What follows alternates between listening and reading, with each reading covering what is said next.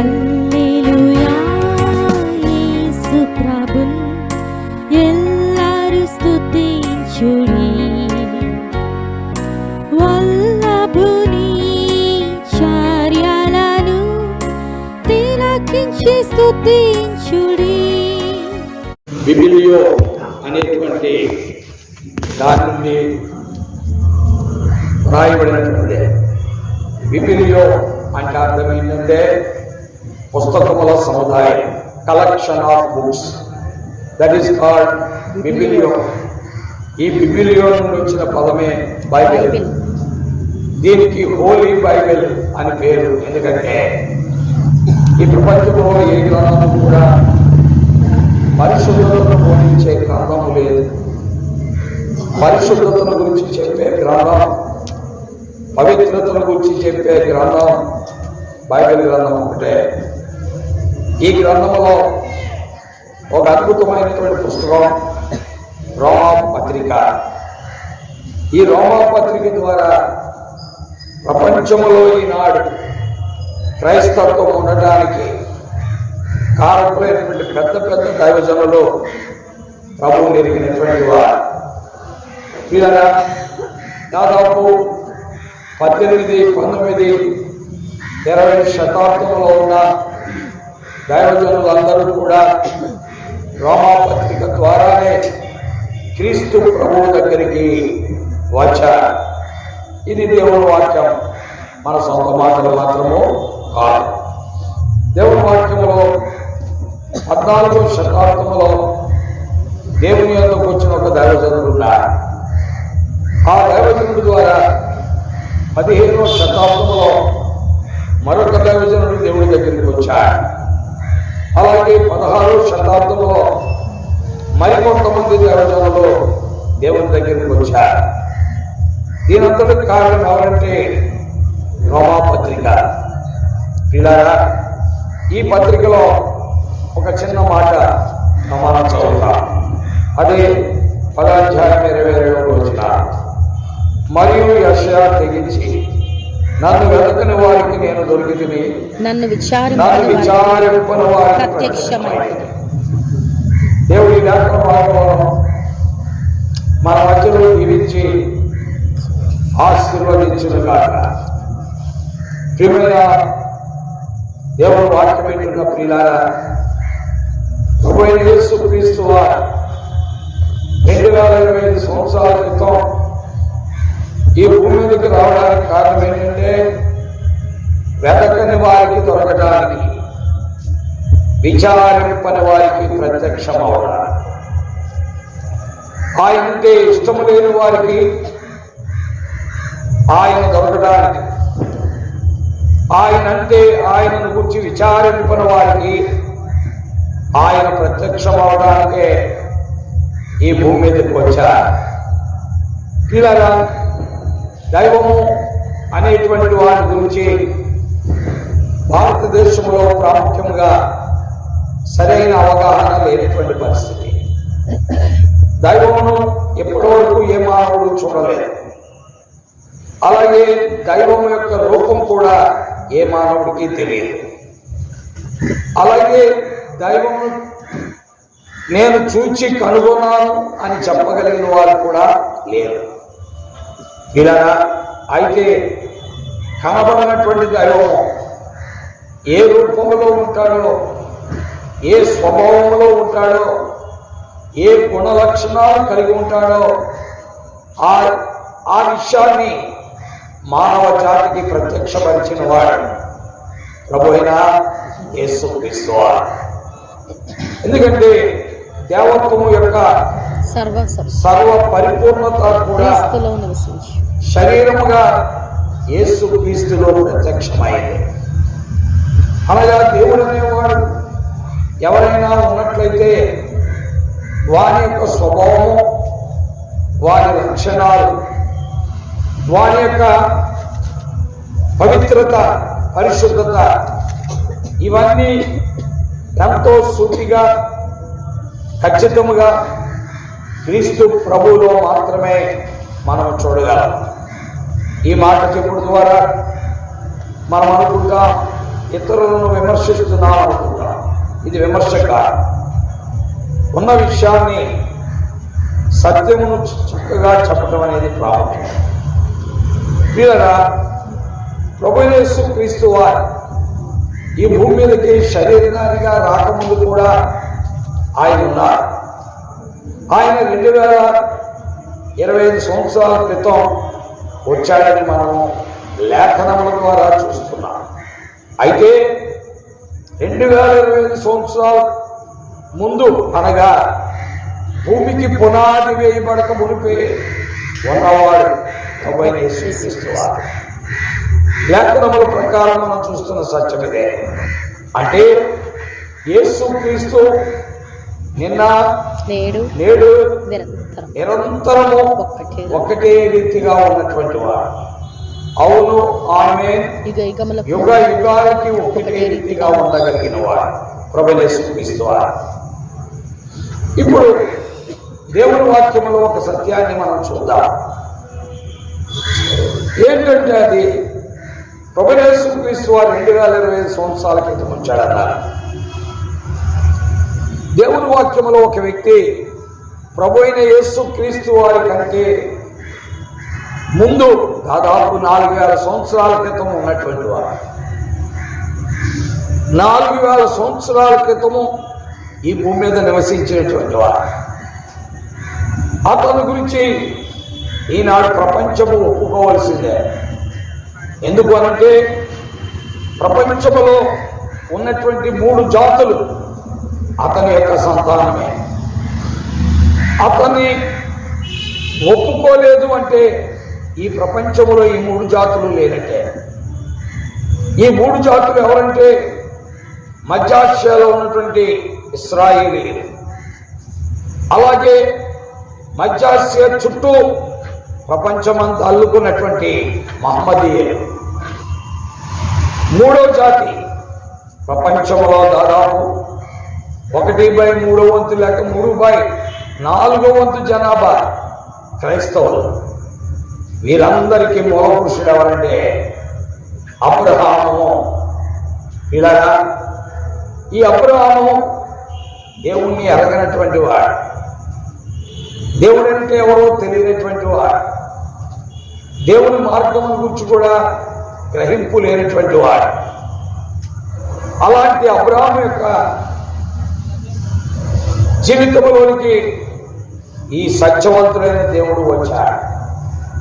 పిల్లగా అబ్రహాము యొక్క తండ్రి పేరు తెరహు. దేవుని వాక్యంలో మనం చూస్తున్నాం. అబ్రహాము యొక్క తండ్రి పేరు తెరహు, అబ్రహాము యొక్క కొడుకు పేరు ఇస్సాకు. తెరహు అనే ఆయన ఏ వంశానికి చెందినవాడు అంటే షేము అనేటువంటి వంశానికి చెందినటువంటి వాడు. షేము అనే ఆయన ఎవరి కొడుకు అంటే నోహు యొక్క కుమారుడు. పిల్లగా నోహు ఎవరి కొడుకు అంటే లెమెకు అనేటువంటి ఒక ఆయన ఉన్నాడు, ఆయన యొక్క కుమారుడు. పిల్లల దేవుని వాక్యములో ఈ విధముగా ఇలా ప్రపంచము యావత్తు కూడా, ప్రపంచ చరిత్ర యావత్తు కూడా స్పష్టముగా చెప్పగలిగిన గ్రంథం బైబిల్ గ్రంథమే. ప్రపంచ చరిత్రలో ఇప్పుడు మనం 6 ఖండాల్లో ఉన్న జనాభాను చూస్తున్నాం. పిల్లరా ఐరోపా ఖండం, ఈ ఐరోపా ఖండంలో ఉన్నవారంతా ఎవరు అనంటే యాపేతు సంతానం. వీళ్ళంతా ఎవరండి? యాపేతు సంతానం. మరి యాపేతు ఎవరి కొడుకు? నోహు యొక్క కొడుకు. అనగా నోహు యొక్క 3 కొడుకులు ఈ ప్రపంచములో ఉన్న 6 ఖండాల్లో ఉన్నారు. ఇలా అందుకే మనం చూస్తే ఆసియా ఖండానికి వచ్చాం. వీళ్ళంతా ఎవరంటే ఆఫ్రికా, ఆసియా, వీళ్ళందరూ హాము యొక్క సంతానం. వీళ్ళందరూ ఎవరండి? హాము యొక్క సంతానం. సరిగ్గా కూర్చోండి. మీరు తలకాయ పైకెత్తుకొని కూర్చోకపోతే ప్రభు మీకే దాన్ని మనం ఏం చెప్పాలని నిద్ర వచ్చేస్తాం, నిద్రపోకండి. దేవుని వాక్యంలో మనం చూస్తున్నాం. కాబట్టి ఆసియా ఖండము, ఆఫ్రికా ఖండాన్ని మనం తీసుకుంటే నోహు యొక్క ముగ్గురు కొడుకుల్లో హాము యొక్క సంతానం. ఐరోపా ఖండం, ఆస్ట్రేలియా, న్యూజిలాండ్ ఇలాంటి కనుక మనం తీసుకున్నాం అనుకోండి, వీళ్ళంతా యాపేతు యొక్క సంతానం. ఇకపోతే మధ్య ఆసియా, దాని చుట్టూ ఉన్నటువంటి జనాంగాలు వీరందరూ ఎవరంటే షేము సంతానం. ఈ షేము కుటుంబంలో వచ్చిన వాడే అబ్రహాం. వీళ్ళు ఎక్కడుండేవాడంటే నది అందరు ఉండేవాడు. ఏ నది? యూఫ్రటీస్ నది. యూఫ్రటీస్ అనేటువంటి ఒక నది ఉంది. ఆ నది అవతల జీవించేవారు ఎవరంటే అబ్రహాము, తెరహు, అబ్రహాం తమ్ముడైన లోతు, వీరందరూ ఉండేవారు. వీరికి దేవుడు ఎవరో తెలీదు. వీళ్ళే దేవుళ్ళను సృష్టించేవారు. ఇలాంటి వృత్తి కలిగినటువంటి వారు వాళ్ళు.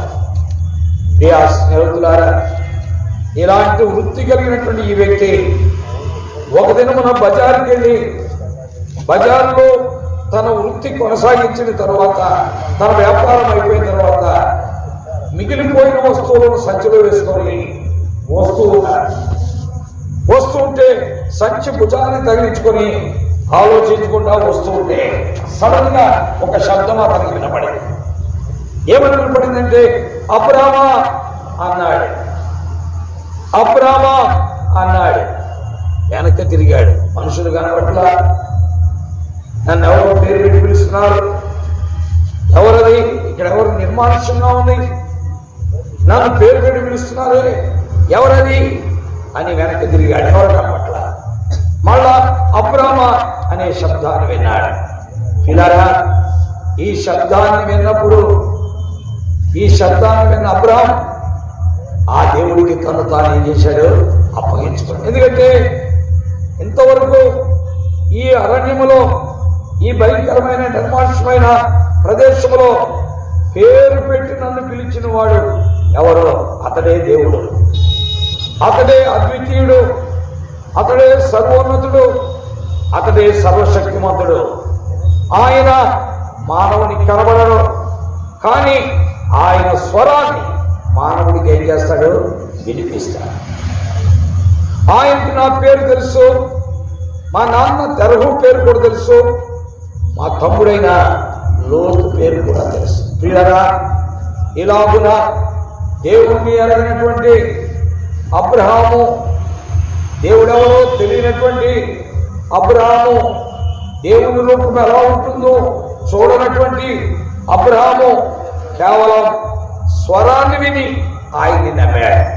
ప్రియా స్నేహితులారా, దేవుని వాక్యం ప్రకటించబడుతుంటే ప్రకటించబడిన వాక్కును విని ఎవరైతే నమ్ముతారో వారు ధన్యులు. ఎందుకంటే చూచి నమ్మిన వారి కంటే చూడక నమ్మిన వారు ధన్యులు.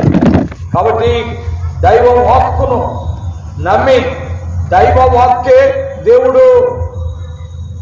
ఆయనకొక రూపము లేదు, ఆయన ఒక రూపములో ఉండడు. దేవుని వాక్కే దేవుడని నమ్మిన వాడు ఎవరండి? అబ్రహాం. అందుకే ఆది యందు వాక్యము ఉన్నది, వాక్యము దేవుని యందు ఉన్నది, వాక్యమే దేవుడై ఉన్నాడు. కాబట్టి దేవుని వాక్యే దేవుడు. అలాంటి వాక్కును నమ్మిన వాడే అబ్రహాం. ఇలా ఉన్న అబ్రహాం నమ్మాడు. నమ్మి ఆ దేవుని దగ్గరికి వచ్చాడు.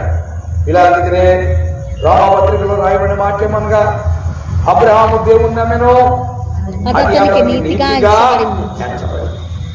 ప్రియా స్నేహితులారా, అబ్రహాము దేవుణ్ణి వెతకల, దేవుడే అబ్రహామును వెతికాడు. అబ్రహాము దేవుని గురించి విచారించలా, దేవుడే అబ్రహాము గురించి ఏం చేశాడు? విచారించాడు.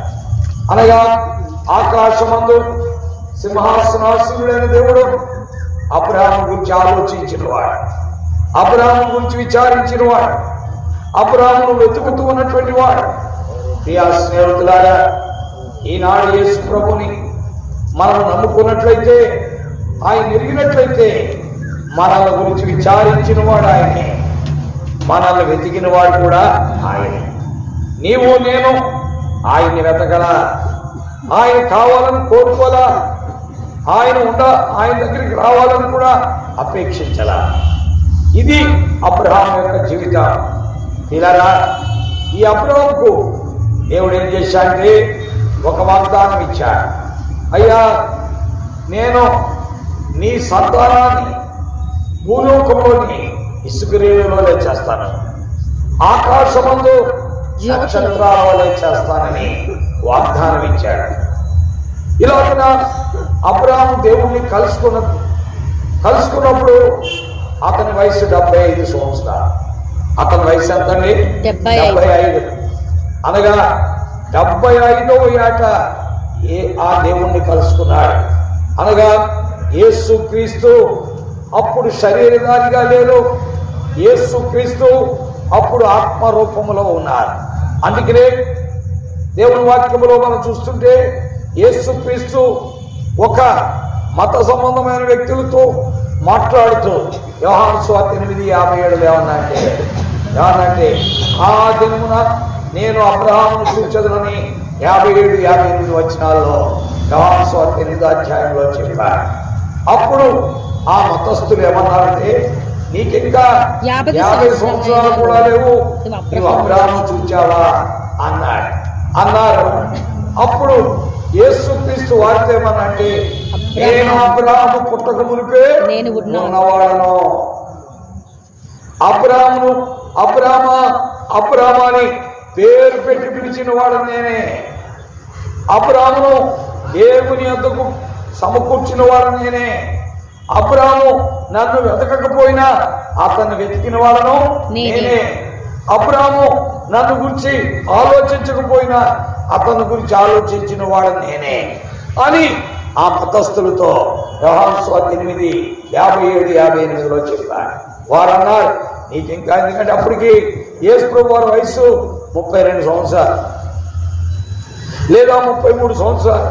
అందుకనే వాళ్ళు ఏమన్నారంటే, నీకు ఇంకా 50 సంవత్సరాలు కూడా లేవే, నువ్వు అబ్రహాముని ఎరుగుదువా అన్నారు. అప్పుడు అన్నాడు, నేను అబ్రహాము పుట్టక మునిపే ఉన్నవాడు. అంటే అబ్రహాంకి యేసు ప్రభు వచ్చిన సమయానికి ఎంత తేడా అంటే 2000 సంవత్సరాల తేడా. ఎంత తేడా అండి? 2000 సంవత్సరాలు. అంటే నేను 2000 సంవత్సరాల క్రితమే ఉన్నవాడు. ఇంకా నీకు చెప్పాలంటే భూమికి పునాదులు వేయబట్టు మునిపే ఉన్నవాడను. కలిగినదేది ఏమీ లేకుండా ఉన్నప్పుడే నేనున్నవాడిని. అన్నిటినీ కలుగు చేసిన వాళ్ళను నేనే. ప్రియా స్నేహితులారా, యేసు క్రీస్తుని గురించిన సమాచారం ఒక మతమని మనం అనుకుంటాం. No, it is not at all a religion, it is a truth. అది సత్యం, దాన్ని మనం మార్చలేం. And we cannot stop it also, దాన్ని మనం ఆపలేం. ఇట్ విల్ బి అంటే ఇట్ ఆల్వేస్ ఫ్లోస్ అంటే ప్రవహించేది, అది ఆగేది మాత్రమో కాదు. ఎత్తు పల్లాలను కూడా దాటుకొని ప్రవహించేదే యేసు క్రీస్తు మార్గము క్రియల. అందుకే లేఖనాల్లో మనం చూస్తున్నాం, అబ్రహాము ఇప్పుడు దేవుని దగ్గరికి వచ్చాడు. దేవుడు అబ్రహాముకు ఒక వాగ్దానం చేశాడు. అయ్యా, 75 ఏళ్ళు నువ్వు నన్ను కూర్చి ఆలోచించలా, నువ్వు ఎప్పుడు ఆలోచిస్తావో, ఎప్పుడు విచారిస్తావో అని నేను అనుకున్నాను. నువ్వు 75 ఏళ్ళు వచ్చినా నన్ను వెతకట్లా, 75 ఏళ్ళు వచ్చినా నన్ను గురించి విచారించట్లా. అందుకే నేను నిన్ను గురించి ఆలోచించా, నిన్ను గురించి నిన్ను వెతికి నిన్ను పేరు పెట్టి పిలిచా. పిల్లరా, మనం వివిధ దశలలో ప్రభువుని ఎరిగిన వారు. ఈ వివిధ దశల్లో ఎరగడానికి కారణం ఎవరు? ఆయనే, మనం కాదు. దేవుని వాక్యంలో మనం చూస్తున్నాం. ఇలాగున 75వ ఏట అబ్రహాము దేవుణ్ణి ఎరిగాడు. ఈ విషయాన్ని ఆదికాండం 12 మొదటి 4 వచనాలు 5 వచనాల్లో మనం చూస్తాం. ఆదికాండం 12 మొదటి 5 వచనాలు చూస్తే 75వ ఏట ప్రభువుని ఎరిగినటువంటి వాడు. ప్రియులారా, అప్పుడు దేవుడు అతనికి వాగ్దానం చేశాడు. దేవుడు అబద్ధమాడుటకు మానవుడు కాదు, పశ్చాత్తాపడటానికి ఆయన నరుడు ఆయన చెప్తే చేస్తాడు, మాట ఇస్తే నెరవేరుస్తాడు. ఆయన ఏమిచ్చాడంటే నీ సంతానాన్ని భూమి మీద ఇసుక రేణువులలో చేస్తాడు. అంతేకాదు నీ సంతానాన్ని ఆకాశంలో నక్షత్రాల వలె కూడా చేస్తాడు. ఈ రెండు వాగ్దానాలు దేనికి సంబంధించినవి అంటే జాగ్రత్తగా ఆలోచిద్దాం. ఒకటి భూ సంబంధమైన వాగ్దానం, అంటే లోక సంబంధమైనటువంటి వాగ్దానం. రెండవది ఆకాశ నక్షత్రాలు అన్నాడు, అది పర సంబంధమైన వాగ్దానం. అంటే నీకు భౌతికమైన బిడ్డలను ఇస్తాను, ఆత్మ సంబంధమైన బిడ్డలను కూడా ఇస్తాను అని దేవుడు వాగ్దానం చేశాడు. ఎవరికి? అబ్రాహాము. ప్రియులారా, వాక్యంలో మనం చూస్తున్న సంగతి అదే. అయితే 75వ ఏట నుండి దాదాపు 100వ ఏట వరకు అబ్రాహాము పిల్లలు లేరు. అంటే ఎన్ని సంవత్సరాలు? 25 సంవత్సరాల దాకా పిల్లలు లేరు. పిల్లలు లేకపోతే మనం ఏం చేస్తాం? దేవుణ్ణి విడిచిపెట్టేస్తాం. పిల్లలు లేకపోతే మనం ఏం చేస్తామండి? దేవుడు మనకి ఏదైనా మాట ఇచ్చాడనుకోండి, అది నెరవేరకపోతే అనవసరం ఈ దేవుడు ఎందుకు ఇంకోటి చూద్దాం అంటున్నాం. ఇంకోటి ఎవడన్నా దొరికితే ఆడి దగ్గర పోదాం, ఇది ఎవడన్నా ఉంటే అతను చూసుకుందాం అని మనం అనుకుంటామే. కానీ ఓపికతో దేవుడు చెప్పిన వాగ్దానం కొరకు మనం కనిపెట్టలేము. దేవుడు చెప్పిన వాగ్దానం కొరకు మనం కనిపెట్టలే. అయితే అబ్రాహాము వరదే 100 ఏళ్ల వాడప్పుడు దేవుడు స్వయంగా అతని ఇంటికి వచ్చాడు. దేవుని వాక్యములో 99 సంవత్సరాలు అతనికి అప్పుడు 99వ ఏట దేవుడే అనగా త్రిత్వములో ఏకత్వమైన దేవుడు అబ్రాహాము ఇంటికి వచ్చాడని ఆదికాండం 18వ అధ్యాయంలో మనం చదువుతాం. అబ్రాహాము మండుటెండ వేళ గుడారపు ద్వారమందు కూర్చొని ఉన్నప్పుడు యెహోవా అతనికి కనబడెను. దేవుడు అతనికి ప్రత్యక్షమైన అతడు కన్నెలెత్తి చూచినప్పుడు 3 మనుష్యులు అతని ఎదుట నిలబడి ఉండిరి. అనగా త్రిత్వములో ఏకత్వమైన దేవుడు, త్రియేక దేవుడు అతనికి కనబడ్డాడు. అనగా పిల్లరా, త్రిత్వములో ఏకత్వం అంటే తండ్రి, కుమార, పరిశుద్ధాత్మ దేవుడు. దీన్ని మనం విడదీయలేము. ఎందుకంటే త్రిత్వములో ఏకత్వమైనటువంటి దేవుడు అంటే ఆయన ఒక్కడే, కానీ మూడు వ్యక్తిత్వాలు అన్నట్టుగా లేఖనాల్లో మనం చూస్తాం. వీరారా, కాబట్టి తండ్రి ఆయనే, కుమారుడు ఆయనే, పరిశుద్ధాత్మ కూడా ఆయనే. త్రిత్వములో ఏకత్వమైన ఆ దేవుడు 18వ అధ్యాయంలో అబ్రాహాము ప్రత్యక్షమయ్యాడు. వెంటనే అబ్రాహాము ఆయనకి విందు చేశాడు. ఆ విందును అంటే ఒక ఫీస్ట్ ఇచ్చాడు, ఒక ప్రేమ విందు ఏర్పాటు చేశాడు, ఒక లవ్ ఫీస్ట్. ఎవరికి ఏర్పాటు చేశాడంటే మనుషులకు కాదు, త్రియేక దేవునికి, త్రిత్వములో ఏకత్వమైన దేవునికి మొట్టమొదట భోజనం పెట్టినోడు ఈ ప్రపంచంలో ఎవరంటే అబ్రాహాము. అబ్రాహామే ప్రియులారా భోజనం పెట్టాడు. దేవుడు భుజించిన తర్వాత ఏమన్నా అంటే, అయ్యా నీకు పిల్లలు లేరనే సంగతి నాకు తెలుసు, రేపు వచ్చే సంవత్సరం ఈ సమయానికి నీకు కొడుకుని నేను ఇస్తాను అని దేవుడు వాగ్దానం చేశాడు. వాగ్దానం చేసిన దేవుడు ఎలాంటి వాడు? నమ్మకమైన వాడు. కాబట్టి 25 ఏళ్ళ తర్వాత అతనికి ఇస్సాకు పుట్టాడు. దేవుని వాక్యములో చూస్తున్నాం. అంటే ఈ 25 ఏళ్లలో అబ్రాహాము దేవుని విడిచిపెట్టాడా? విడవలేదు. అబ్రాహాము దేవునికి దూరం అయ్యాడా? అవ్వలేదు. అబ్రాహాము కలిగిన నష్టాల్లో దేవుని మీద అలిగాడా? అలగలేదు. లేక అబ్రాహాముకి ఈ 25 సంవత్సరాల్లో కలిగిన అనుభవాల్లో నీతో ఉండటం నేను చేసుకున్న పని అని అనుకున్నాడా? అనుకోలేదు. ప్రియులారా, that is the faith of Abraham. అది అబ్రహాం యొక్క విశ్వాసం. అలాగున 25 సంవత్సరాలు దేవుడు ఏం చెప్తే అది చేశాడు. అదొద్దంటే మానేశాడు, ఇదొద్దంటే మానేశాడు. అక్కడికి వెళ్ళొద్దంటే ఆగిపోయాడు, ఇక్కడికి వెళ్ళొద్దంటే ఆగిపోయాడు. వాళ్ళతో స్నానం చేయొద్దంటే ఆగిపోయాడు, వీళ్ళతో స్నానం చేయొద్దంటే ఆగిపోయాడు. వాళ్ళ నీ దగ్గర ఉంటే నీకు ప్రమాదం, వాళ్ళు పంపించవయ్యా అని చెప్తే పంపించేశాడు. అంటే తూచా తప్పకుండా దేవుని మాట విన్నవాడు ఎవరండి? అబ్రహాం. అబ్రహాం. ప్రియులారా, అబ్రహాం కాలంలో యేసుక్రీస్తు లేడు, కనపడతలా. యేసుక్రీస్తు అబ్రహాం కాలంలో ఎలా ఉన్నాడు? ఆత్మరూపములో ఉన్నాడు. ఎలా ఉన్నాడు? ఆత్మరూపిగా, ఆత్మరూపములో ఉన్నాడు. ఆయన ఇంకా శరీరధారిగా భూమి మీదకి రాలా. శరీరధారిగా భూమి మీదకి వచ్చి 2025 సంవత్సరాలు అయింది. అబ్రహాం ఉన్నది 4000 సంవత్సరాలు. పిల్లరా, ఇలాంటి అబ్రహాము దేవుడు చెప్పిన ప్రతి మాటకు లోబడిపోయాడు.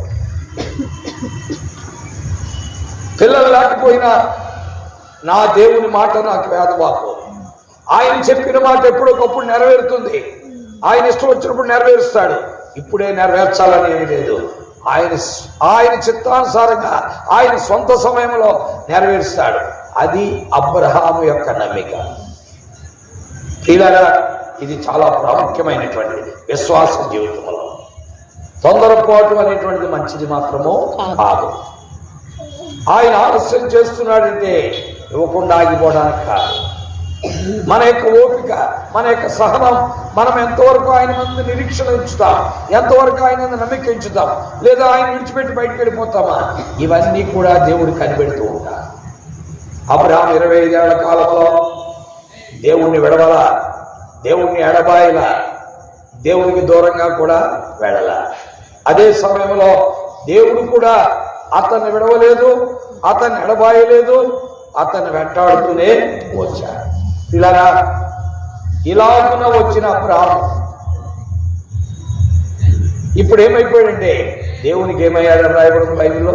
స్నేహితుడైపోయాడు. చదవండి ఏమని రాయబడిందో అక్కడ స్పష్టంగా మనం చూస్తాం. అబ్రహాము దేవునికి స్నేహితుడనే మాట బైబిల్లో 3 చోట్ల ఉంది. 41, 9, 10 వచనాలు యెషయా అర్థమైందండి. తర్వాత రెండవది దినవృత్తాంతాలు 20 అధ్యాయం 6వ వచనం. ఆ తరువాత యాకోబు పత్రిక 2వ అధ్యాయము మరి 20వ వచనం అనుకుంటా. చూడండి, ఈ 3 స్థలాల్లో అబ్రహాము దేవుని స్నేహితుడు అని రాయబడిన మాటలు మనం స్పష్టంగా దైవగ్రంథం బైబిల్లో చూస్తాం. ఏమని రాయబడింది ఎంతో స్పష్టంగా మనం చూడగలం.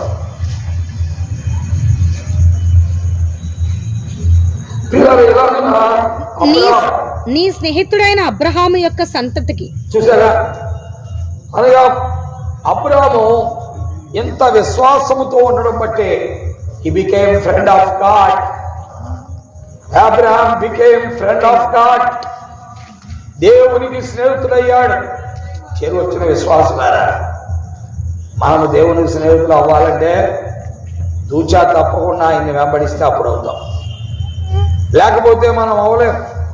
అందుకే అబ్రహాము దేవుని స్నేహితులు అవటానికి కారణం ఏంటంటే తన జీవితంలో దేవుడు ఇచ్చిన వాగ్దానం 25 సంవత్సరాల వరకు నెరవేరకపోయినా దేవుడిని విడిచిపెట్టకుండా దేవుడు చెప్పిందల్లా చేస్తూ, దేవుడు వద్దన్నదల్లా మానేస్తూ, దేవుడు అవునన్నదల్లా వెంబడిస్తూ తన జీవితాన్ని గడిపిన వాడెవరండి?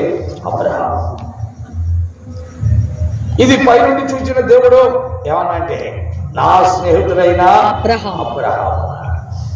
ఇలా మనం దేవునికి స్నేహితులు అవ్వాలంటే ఆయన చెప్పిన మాటకు లోబడితేనే అవుతాం, లేదా అవ్వాలని.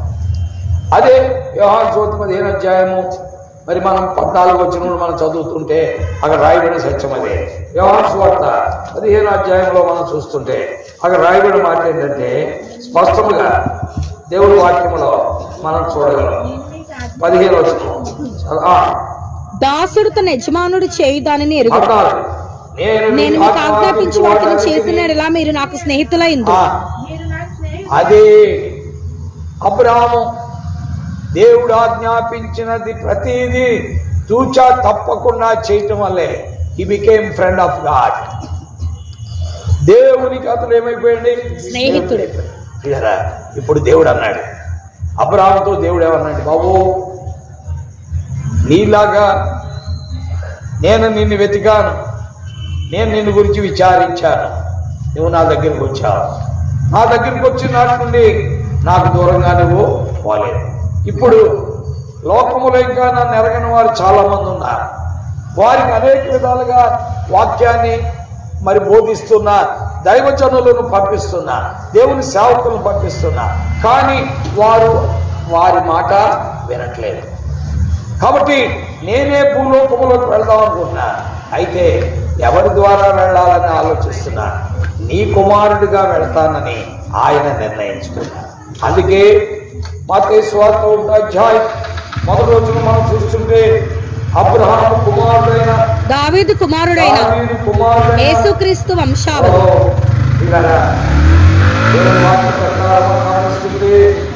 ఎంతో స్పష్టంగా ఉంది. అద్వితీయ సత్యదేవుడు, మానవ నిర్మాణకుడు, సృష్టి యావత్తు ఆయన చేతిలో ఉంటే సార్వభౌమాధికారం కలిగిన దేవుడు ఇలా అబ్రాము గర్భములో నుండి భూమి మీదకి రావాలని ఆయన నిర్ణయించుకున్నాడు. కారణం, నన్ను అంటి పెట్టుకునేటువంటి వ్యక్తి నాకు ఏ విషయంలో కూడా దూరంగా ఉండడు. నేను చెప్పిందల్లా చేస్తాడు, నేను వద్దన్నదల్లా మానేస్తాడు, నేను అవునన్నదల్లా వెంబడిస్తాడు. అందుకే అతడు నా స్నేహితుడు. కాబట్టి ఈ రోజున భూలోకములో ఉన్న సమస్త జనులను, భూమి మీద ఉన్న అన్ని భాషలు మాట్లాడేవారు, అన్ని తెగలు, అన్ని జాతులు, అన్ని కులాలు, అన్ని వర్గాలు, అన్ని దేశాల వారిని రక్షించడానికి మనుష్య కుమారుడిగా నేను భూమి మీదకి వెళ్తానని ఎవరి ద్వారా వచ్చాయండి? అబ్రహాము సంతానంగా వచ్చాడు. అందుకే మీకు మొదటి చెప్పా, ప్రపంచంలో 3 జాతులు వారు అబ్రహాము ఎదురని. మొదటి జాతి ఈ భూ సంబంధమైన ఇశ్రాయేలీలు మరియు మహమ్మదీయులు. వీళ్ళు భూమి మీద ఇసుక రేణువులు. పిల్లరా, ఇప్పుడు ఆకాశ నక్షత్రాలు ఎవరంటే నీ సంతానం వల్ల అన్నాడు. ఆయన సంతానమే ప్రభు అయిన యేసుక్రీస్తు వారు. ఆయన అబ్రహాము కుమారుడిగా యేసుక్రీస్తు ఈ లోకంలోకి వచ్చారు.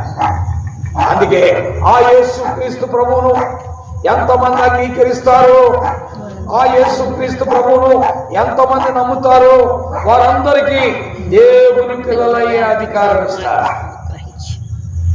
సువార్తను లేపి ముఖం మీద నీళ్ళు. పిల్లల దేవుని వాక్యములో మనం చూస్తున్న సత్యమదే. ఇప్పుడు అబ్రహాము కుమారుడిగా వచ్చిన యేసుక్రీస్తు. అందుకనే దేవుని వాక్యములో ఎంతో స్పష్టముగా రాయబడింది.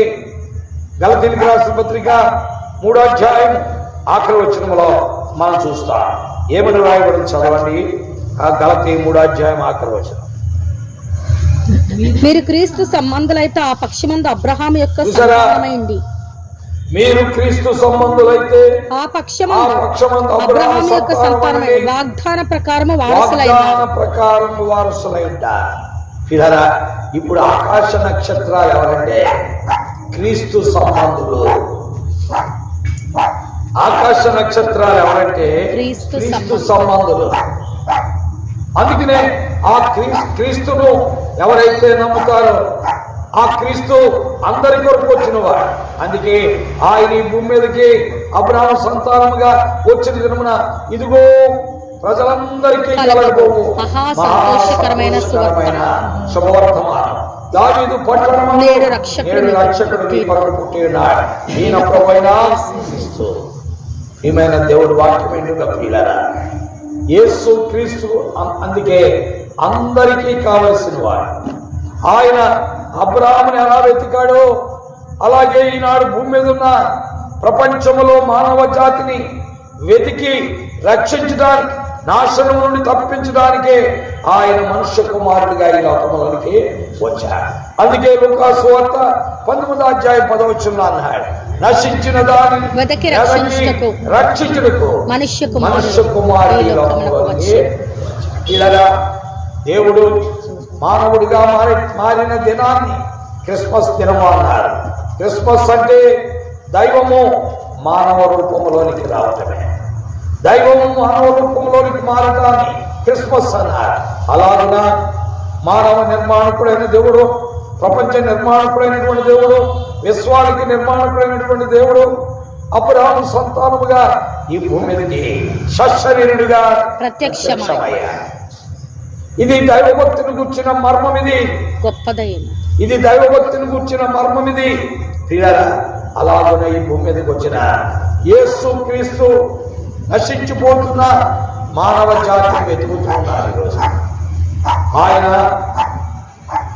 ఫలానా వర్గానికి, కులానికి, జాతికి, మతానికి చెందినవాడు. యేసు క్రీస్తు అందరికీ ప్రభువు. ఆయన నిజముగా లోక రక్షకుడైన తను అందరూ అంగీకరించును వారందరికీ, అనగా ఆయన నామమున విశ్వాసం ఉంచిన వారికి దేవుని పిల్లలై అధికారం అనుగ్రహించాడు. ఇలా అబ్రాహాముకి ఇచ్చిన వాగ్దానం ఈనాడు రెండు నెరవేరాయి. ఒకటి, భూమి మీద ఇసుక రేణువులు, ఆ ఇశ్రాయేలీయులు, ఆ మహదీయులు. ఇలా ఆకాశంలో నక్షత్రాలు ఎవరంటే క్రీస్తును నమ్మినవారు. క్రీస్తును నమ్మిన వారు ఆకాశంలో నక్షత్రాలు. అంటే వారికి పరలోకముతో సంబంధం ఉంది. అందుకనే దేవుని వాక్యములో రాయబడింది, క్రీస్తును నమ్మిన వారికి ఎక్కడ ఎవరితో సంబంధం ఉందండి? పరలోకం. అందుకే ఏమని రాయబడింది అక్కడ? ఎఫెసీ 2:7 మనం చదువుతుంటే అక్కడ రాయబడింది, ఎఫెసీ 2 క్రీస్తు యేసునందు మనల్ని ఆయనతో కూడా లేపి పరలోకమందు ఆయనతో కూడా కూర్చుండబెట్టెను. ఎవరైతే యేసుక్రీస్తు నమ్ముతున్నారో వారందరూ కూడా పరలోకమందు ఆయనతో కూడా క్రీస్తుతో కూడా ఉంటున్నారు. గుర్తుపెట్టుకో, పరలోకమందు ఆ క్రీస్తుతో కూడా ఉంటున్నారు. అందుకనే క్రీస్తును నమ్మిన వారు పరలోక పౌరులని దేవుని వాక్యంలో ఫిలిప్పీ 3:19-20 చదువుతున్నాం. ఫిలిప్పీ 3:19-20 చదువుతుంటే ఏమంటున్నాండి? మన పౌరస్థితి పరలోకమందున్నది, అక్కడ నుండి ప్రభువైన యేసుక్రీస్తును రక్షకుని నిమిత్తము కనిపెట్టుకుని ఉన్నాం. Hour citizenship is in heaven. మన పౌరస్థితి పరలోకములో ఉన్నది. అవస్త్రీలారా, క్రీస్తును నమ్మిన వాడు పరలోక పౌరుడు, పరలోకానికి సంబంధించిన. ఆలోచిద్దాం. ఇలాగ నన్ను వెదకని వారికి నేను దొరికితిని, నన్ను విచారింపని వారికి నేను ప్రత్యక్షమైతిని. అలాగే అబ్రహామును ప్రత్యక్షమైన ఆత్మరూపంలో ఉన్న దేవుడు ఈనాడు మానవ లోకంలో జీవిస్తున్న ప్రతి మనిషిని వెతుకుడు కొరకాయ, ప్రతి మనుషుని గురించి విచారించుడు కొరకాయ ఆయన భూమి మీదకి వచ్చారు. ఎవరు ఆయన నమ్ముతున్నారు, ఎవరు ఆయన అంగీకరిస్తున్నారు, వారందరికీ దేవుని బిడ్డలయ్యే అధికారాన్ని దేవుడు ఇస్తాడు. ఈ రాత్రి నీవు దేవుని బిడ్డవు కావాలంటే you must accept lord Jesus. Unless you accept lord Jesus, you don't have right to become the child of God. క్రీస్తును అంగీకరించకపోతే ఆ దేవునితో దేవుని బిడ్డగా మారడానికి నీకు హక్కు. ఆలోచనగా నిర్ణయంగా అలా ఉన్న ఈనాడు క్రీస్తును నమ్మిన వారందరినీ దేవుని బిడ్డలుగా దేవుడు తీరుస్తున్నాడు. అలాగే ఇక్కడ కూర్చున్న ఇంట్లో అడ్డుకుంటున్న సహోదరుడు బాబ్జీ, అలాగే సహోదరి మీడియా, వారి బిడ్డలు, వీరందరినీ కూడా క్రీస్తును నమ్ముడు ద్వారా దేవుని బిడ్డలుగా చేశారు. అందుకే వాక్యంలో రాయబడింది, యేసు క్రీస్తును నమ్మిన వారు, ఆయన ఎరిగిన వారు ధన్యులు. అంతేకాదు, యేసు క్రీస్తును దేవుడిగా గల జనులు ధన్యులు అని రాయబడింది. అందుకే దేవుని వాక్యంలో మనం చూస్తున్నాం, యేసు క్రీస్తును దేవుడిగా కలిగిన జనులు ధన్యులు, యేసు క్రీస్తును నమ్మిన వారు కూడా ధన్యులే. వాక్యంలో మనం చూస్తాం. కీర్తన 33:12 అనుకుంటా, 11-12 వచనాలను కూడా చూస్తుంటే యేసు క్రీస్తును దేవుడిగా గల జనులు ఏమైనారండి? ధన్యులు. రెండవది, యేసు క్రీస్తును నమ్మిన వారు కూడా ఎలాంటి వారు? ధన్యులు. అది 84వ కీర్తన 8వ వచనంలో. యెహోవా తమకు దేవుడిగా గల జనులు ధన్యులు. అంటే ప్రభువు యేసు క్రీస్తు వారిని దేవుడిగా కలిగిన వారు ధన్యులు. ఆలోచిద్దాం. క్రీస్తును నమ్ముకోవడం ద్వారా మనం ఏదో దిగజారిపోవడం మీరు అనుకో. అది మన ధన్యత, అది మన గొప్పతనం. దేవునితో సహవాసం, పరలోకమందున్న దేవునితో ఐక్యత, ఇటు గొప్ప భాగ్యము మరి సహోదరుడు కుటుంబానికి ఇచ్చాడు దేవుడు. ఇలాగ అనేక మందికి ఇస్తున్నాడు. ఇక్కడ చేరి వచ్చిన అనేక మందికి కూడా ఆ భాగ్యాన్ని పొందారు. ఇంకా పొందని వారు కూడా ఆ భాగ్యం పొందాలని దేవుడు కోరుకుంటున్నాడు. ఇది మత మార్పిడి కానీ కాదు, పేరు మార్పిడి అసలే కాదు. ఇది కేవలం మానవ హృదయం దేవునితో ముడిపడిపోయి పరలోక సంబంధమైన పౌరులుగా మారిపోయి దేవునితో ఐక్యమైపోయి దేవుని మార్గంలో నడవటమే కానీ ఇది మత మార్పిడి మాత్రమే కాదు. దేవుడి మాటలు మన మధ్యలో ఆశీర్వదించి మనందరికీ కూడా ఆశీర్వాద కారణంగా చేయరుగాక. ఆమేన్. ఆమేన్. చంద్రులారాయిలా దేవుని స్తుతించుడి, హృదయమును వెలిగించిన యేసుని స్తుతించుడి.